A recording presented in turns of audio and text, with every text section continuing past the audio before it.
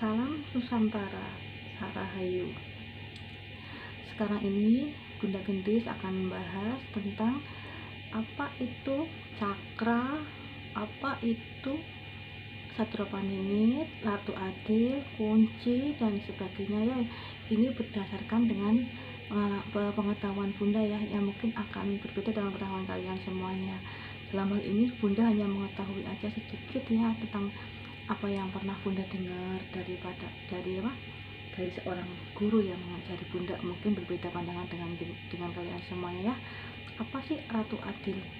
Ratu Adil adalah orang yang mampu membuka, mengarahkan, menuntun, dan seseorang yang mampu menjadi penengah dalam keadaan suasana dimanapun ada permasalahan yang melibatkan orang banyak.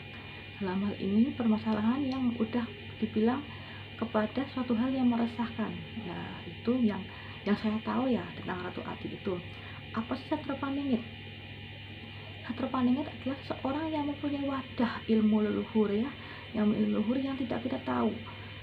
Sebenarnya kayak kita sebagai seorang yang mempunyai wadah ilmu leluhur tidak perlu belajar, ibaratnya ya kita udah cukup dengan masalah dan ujian lelampah, lelaku. Itulah cara kita membuka diri dengan lelampah dan lelaku kita, yaitu pengalaman dari pribadi kita. Pengalaman itu banyak orang yang bilang itu inilah guru sejati ya. Guru sejatinya yaitu pengalaman pribadi kita, dimana kita terjatuh, dimana kita dalam masalah, dan dimana kita bisa menampilkan diri dalam masyarakat ya. Itulah namanya Satropaningit, orang yang mempunyai wadah jiwa-jiwa ilmu leluhur. Yang sering banget itu kunci adalah orang yang membuka atau membuka seorang yang mempunyai wadah itu. Dengan membuka memang tidak semudah itu, otomatis dia bisa mengetahui apa sih isi wadah orang itu, dari size-nya, dari leluhurnya, dari keturunannya. Dia akan mengetahui tentang satu hal yang dibuka itu. Yang seterusnya berhubungan dengan apa sih arti Trisula. Trisula, tatak, tetek, tutup. Trisula ada 3 simbol: tatak, tetek, tutup. Tatak yang seorang yang mampu mengatasi masalah. Tetek seorang yang jujur. Tutup seorang yang menyelesaikan. Tatak, tetek, tutup, itulah arti kata Trisula. Apa sih arti kata Trimurti? Kalau menurut aku tuh apa hubungannya dengan, menurut aku ya, jangan kalau saya dibantah, ayo saya kalah dengan pengetahuan dengan kalian semuanya. Yang menurut aku Trimurti adalah kata Trimanunggal. Pertama ya, manunggal ing Gusti, biar selamat akhiratmu. Manunggal ing Gusti ya urusan dengan dosa. Manunggal ing alam, biar selamat ning alam. Di alam, kalian dalam alam akan banyak berbenturan ya dengan alam nyata dan tidak nyata, yang terlihat dan tidak terlihat. Yang ketiga berhubungan dengan manunggal ing lian, itu berhubungan dengan lesan atau karma ya.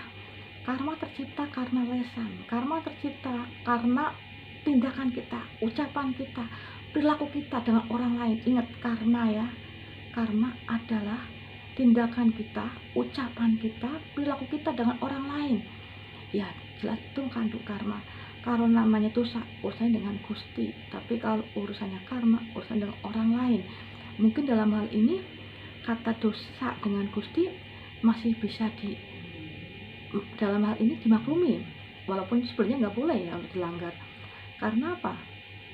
Yang jelas Tuhan punya sifat ya Rahman, ya Rahim, ya Maha Pengasih dan Maha Penyayang. Masih dengan ibaratnya seorang pelacur pun mati bisa masuk surga ketika dia meninggal dalam keadaan yang dalam arti kata taubat ya. Coba kalau dengan karma nggak akan selesai kan sampai akhir zaman, nggak akan selesai. Ada perbedaannya antara karma dan dosa ya. Hal ini berdasarkan pengetahuan saya ya, jangan dibantah lagi dengan pengetahuan kalian semuanya. Saya tetap kalah karena ini berdasarkan pengetahuan saya. Makanya ada kata hablum minallah, hablum minallah, hablum minal alamin. Lah itulah kata-kata itu dalam agama Islam juga ada. Itulah arti itu semuanya ya. Yang selanjutnya adalah hal-hal yang terkait dengan alam. Apa sih ilmu alam? Banyak orang berbantah, wah ilmu sesat, musyrik, syirik. Aslinya ilmu itu ibaratnya suatu hal pisau ya, menurut aku pisau, ibaratnya pisau. Tergantung pada niat kita, arah kemana kita menggunakan pisau itu. Untuk memukul, mengiris bumbu, atau untuk membunuh. Disitulah letak kata yang tidak baiknya di situ, tergantung pada niat kita, arah kemana pikiran kita. Jadi arah kemana kita, itulah ilmu. Nggak ada ilmu sesat kalau kalian nggak menyesatkan diri dengan pikiran kita, ya toh. Contohnya kita banyak orang menggunakan doa-doa yang menurut aku baik, agamis, ternyata untuk berbuat kejahatan. Sama juga dengan bohong kan, makanya hati-hatilah. Banyak yang kejadian-kejadian sekarang ini, banyak yang terjadi, orang-orang yang seharusnya bisa malah membuat masalah, malah bukan jadi panutan, malah jadi tontonan ya. Dari situlah kita harus bisa introspeksi, belajar dari salah, belajar dari masalah, belajar dari terjatuh, belajar dari namanya problematika dalam kehidupan bermacam-macam. Ada kalanya kita mengeluh, tapi bukan untuk ada kalanya kita mengaduh, tapi bukan untuk mengeluh. Wajar setiap manusia itu mengaduh, saya sendiri sering mengaduh, tapi bukan untuk mengeluh. Saya nggak pernah mengeluh apa yang terjadi dalam kehidupan ini, saya nggak pernah mengeluh. Alhamdulillah, saya meluruskan diri, melembutkan hati dan pikiran dengan Gusti. Saya nggak pernah mengeluh. Saya sering mengaduh, tapi saya nggak pernah mengeluh, karena saya yakin setiap permasalahan di dunia yang saya hadapi, saya hanya skenario Gusti. Itulah dari bermacam-macam cobaan, seperti ibaratnya Tuhan menjatuhkan kita, kalau belum jatuh nggak akan mengangkat kita.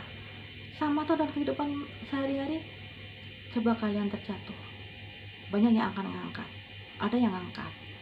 Kalau belum terjatuh paling nonton, ya kan? Itu bagus nontonnya ke jalan yang baik, kadang-kadang jegur ke sisam. Itu namanya kita berhati-hatilah dalam masyarakat. Saya banyak pengalaman dari pribadi saya sendiri, dari keluarga sendiri.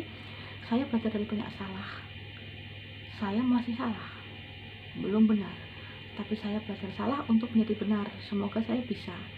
Itulah sedikit yang saya petik tentang apa arti Satrepaningit. Satrepaningit itu adalah suatu hal wadah di dalam jiwa kita yang terkait dengan ilmu leluhur. Apakah kunci seorang yang mampu membuka orang lain dalam hal ilmu leluhur juga? Apakah si tongkat seseorang yang mampu menuntun jalan yang harus ditempuhnya? Dengan apa? Dengan pengalaman pribadinya dia, dengan kehidupan yang dinamakan. Bila ada kata-kata yang salah dan mungkin banyak pengetahuan saya yang terbantahkan dengan pengetahuan lain, saya minta maaf. Ini hanya keterbatasan diri saya. Dan sekali lagi, selamat malam. Om Santi Santi, Om Salam Rahayu.